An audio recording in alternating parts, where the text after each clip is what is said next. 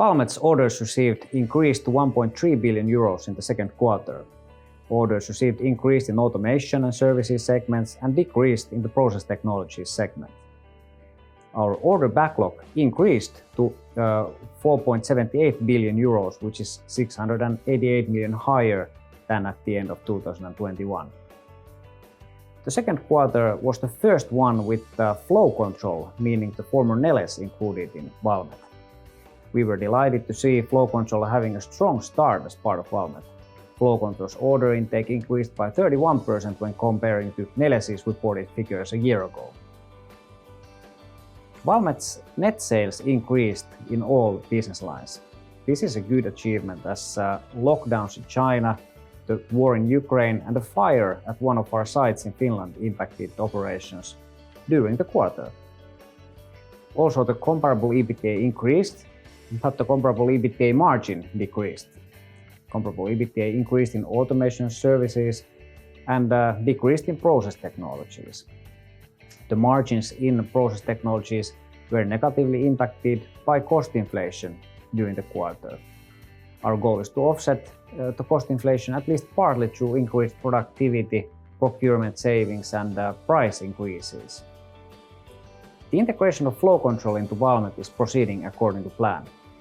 Active sales and marketing of Valmet's whole offering and implementation of several cost synergy actions were started during the quarter.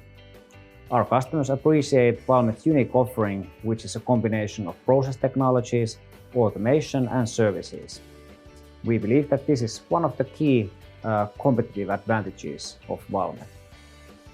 If we then take a look at Valmet's short-term market outlook, overall the outlook is rather positive for the next 6 months. The outlook for energy was upgraded to good, as both customer activity and workload are good.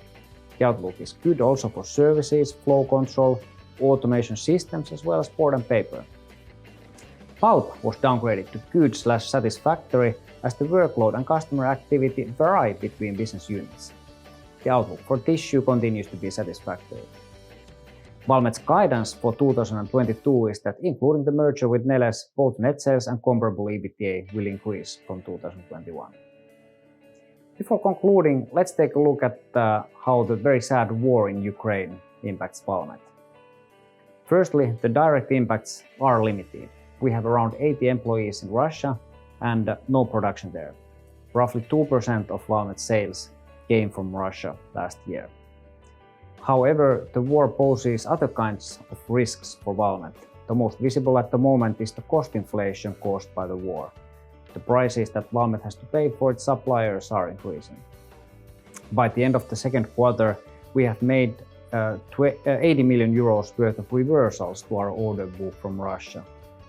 Valmet will withdraw from Russia completely. We will continue to implement the withdrawal in stages as the review of implementation options is fully completed.